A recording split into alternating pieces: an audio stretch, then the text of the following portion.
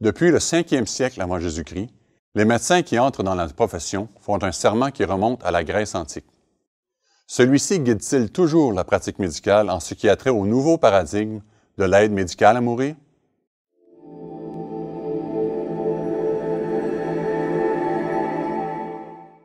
Le serment d'Hippocrate tire son origine d'un réputé médecin du même nom.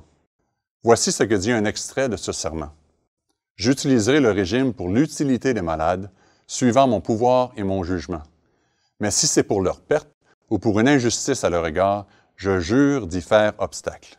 Je ne remettrai à personne une drogue mortelle si on me la demande, ni ne prendrai l'initiative d'une telle suggestion.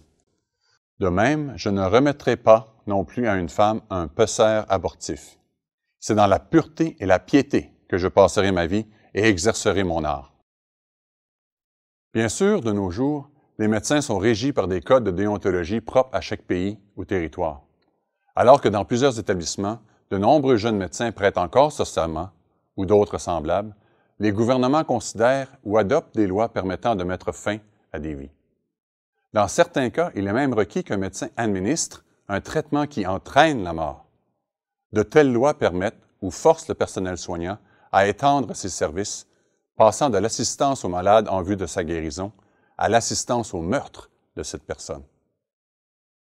Nous pouvons enrober ce nouveau rôle du personnel médical de toutes sortes de mots doucereux. Mais réalisons-nous, en tant que société, à quel point cela changera notre attitude face aux soins à donner aux malades chroniques, aux personnes âgées et à celles qui souffrent de maladies graves? La nouvelle législation de l'État de l'Oregon permet même l'euthanasie involontaire, soit celle d'une personne jugée mentalement incapable de décider. Marilyn Golden, analyste senior des politiques pour une organisation de défense des gens vulnérables, a écrit ceci à ce sujet. Les prétendues garanties des lois de l'État de l'Oregon et de Washington ne protègent pas réellement les patients. Rien dans la loi ne peut les protéger lorsque les pressions familiales, financières et émotionnelles faussent le choix du patient. Plusieurs pensent que le plus grand danger d'une législation qui donne autant de pouvoir ne se situe pas dans sa phase d'implantation, mais dans les changements graduels qui s'ajouteront et qui résulteront inévitablement par une augmentation du nombre de victimes éligibles. Comme c'est déjà le cas en Oregon et aux Pays-Bas, où l'euthanasie involontaire s'est ajoutée à la volontaire. Actuellement au Canada, l'aide médicale à mourir, loi C-14, s'applique uniquement aux gens qui sont capables de prendre une décision éclairée, qui sont en phase terminale et dont la mort est prévisible. Au Canada, l'euthanasie est donc actuellement considérée comme étant une exception dans la pratique médicale et ne peut être choisie par le patient que lorsque les possibilités de traitement sont épuisées. Par contre, il existe une pression continue de la part des activistes sociaux afin d'étendre les limites de la nouvelle loi. Des voix se font entendre pour que la dépression chronique ou les maladies psychologiques soient ajoutées aux raisons valables d'obtenir l'aide médicale à mourir. Finalement, lorsqu'une personne sera assez âgée ou assez malade, l'aide à mourir deviendra probablement la première option plutôt que le dernier recours.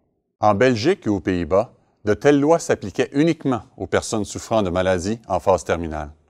Toutefois, aujourd'hui, ces lois ont été étendues afin d'inclure toute personne souffrant désespérément et de façon insupportable sur le plan physique ou psychologique. De telles conditions sont difficiles à définir. En fin de compte, la légalisation de l'aide à mourir fait en sorte que l'on ne considère plus la vie des gens comme étant précieuse et sacrée.